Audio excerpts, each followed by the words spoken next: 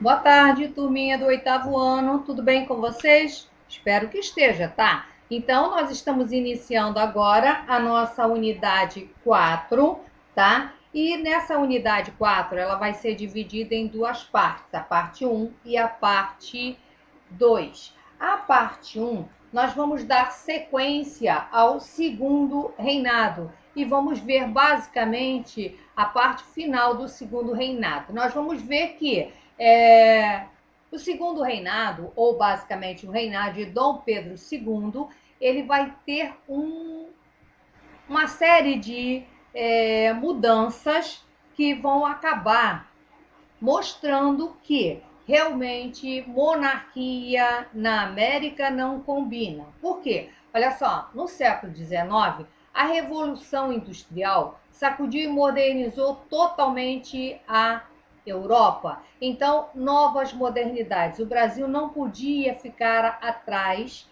disso. A elite brasileira queria continuar do jeito que estava, porque olha só, mão de obra escrava dava lucro, produção agrícola, e nesse momento nós já temos o café sendo a base da economia brasileira, mas nós vamos verificar que uma série de situações vão acontecer que vão fazer com que, primeiro, acabe a escravidão. E com o fim da escravidão, nós vamos ver também o fim do segundo reinado. Depois de 67 anos de existência, a monarquia vai chegar ao fim. Por quê? Simplesmente porque o imperador vai perder o apoio do exército, da igreja e dos fazendeiros, que agora querem participar, estar à frente da política, e isso só é possível com a república.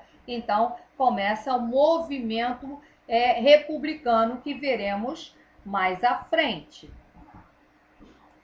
Bem, moçada, o fim da escravidão no Brasil, ela vai ser basicamente estruturada pela Inglaterra. Veja bem, a Inglaterra agora não interessa mais que haja escravos no Brasil. Para começar,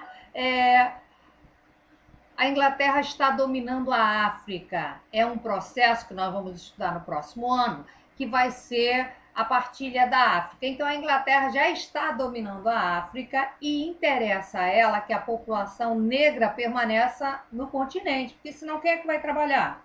Se continuar tirando gente de lá. Então, vejam, há uma outra situação também.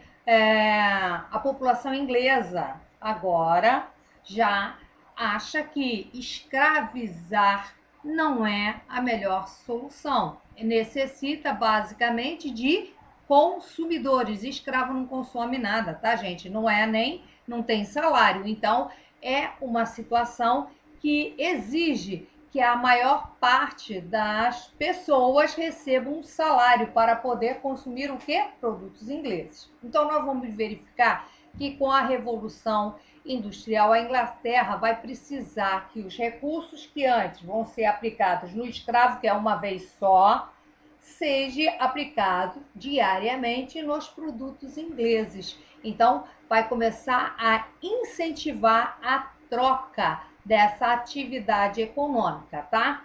Então, com o fim da venda de escravos na África, os ingleses dominam vários territórios e preciso que eles permaneçam lá, tá? Porque eles são a mão de obra local, eles são os consumidores locais também dos ingleses, tá? Então, o fim do comércio de escravos com a América vai ser importante para a Inglaterra. E com isso, simplesmente nós vamos ter o que? O tráfico, tá, moçada? Tráfico é quando alguém compra alguma coisa sem pagar imposto ao Estado, tá? Compra alguma coisa que é ilegal. Então, os escravos tornam-se ilegais e aí passam a ser contrabandeados. Só que contrabando é caro. E aí os fazendeiros começam a perceber que está na hora de gastar menos dinheiro com isso e começam a substituir a mão de obra escrava pela mão de obra dos imigrantes, tá? Vejam por que isso vai acontecer. Primeiro, porque a Inglaterra determina que não pode ter mais escravos, tá? Quer acabar com a escravidão no mundo. Aí o que vai acontecer é que as relações entre o Brasil escravista e a Inglaterra, que é anti-escravista, começa a ficar complicada. Para piorar a situação, o parlamento britânico lançou ou aprovou o Bill Aden, que autorizava o quê? Que a marinha inglesa pudesse capturar navios que transportassem escravos, punir os comandantes. Não se preocupe, que eles não estavam preocupados com a população negra, não, porque todo navio que era capturado, simplesmente a carga era despejada ao mar. Quer dizer, não estavam preocupados com a população, e sim em punir o país. Bem, então, a única solução vai ser o governo brasileiro começar a negociar com a Inglaterra e também aprovar uma lei que vai ser conhecida como a Lei Eusébio de Queiroz. Esta Lei Eusébio de Queiroz põe definitivamente a proibição da importação de escravos. Com essa proibição, simplesmente a brasileira começa a se alterar. Veja bem, agora não há mais reposição de peças, como eram chamados na época os escravos. Então é necessário substituir essas peças por outro tipo de mão de obra, tá? E é aí que vai surgir a imigração italiana, basicamente italiana, europeia de modo geral e italiana para o Brasil. Bem, nós vamos verificar que isso vai ter algumas coisas importantes, porque o capital que antes era investido na compra de escravos, agora estes fazendeiros vão investir esse dinheiro que está sobrando em outras coisas qualquer. E essa coisa qualquer vai ser basicamente a industrialização, tá? Que é o assunto que nós trabalharemos na unidade 2. Mas, nesse momento, aumenta ainda mais os movimentos populares abolicionistas, tá? Vejam bem, isso começa basicamente na Guerra do Paraguai. Na Guerra do Paraguai, o governo brasileiro prometeu, e não cumpriu, que os negros que lutassem na guerra seriam libertos. Só que, ao final da guerra, esqueceu-se a promessa, tá? Outro fator vai ser basicamente que nos Estados Unidos tinha sido abolida a escravidão. Gente, olha só existia escravos no Brasil, mas nenhuma parte da América.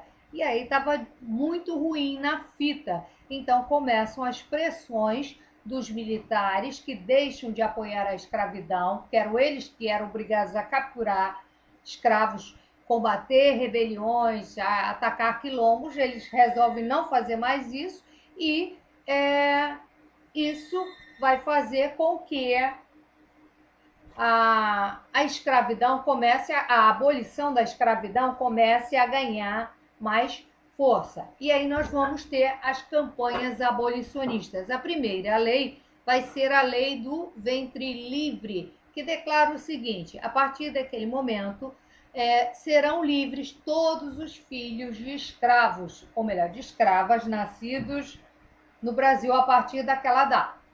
Tá, gente? Mas essa lei vai beneficiar os escravos? Aí eu vou te dizer não. Porque só vai beneficiar os donos de escravos. Porque esta criança, até os 7 anos, ficava aos cuidados da mãe, certo?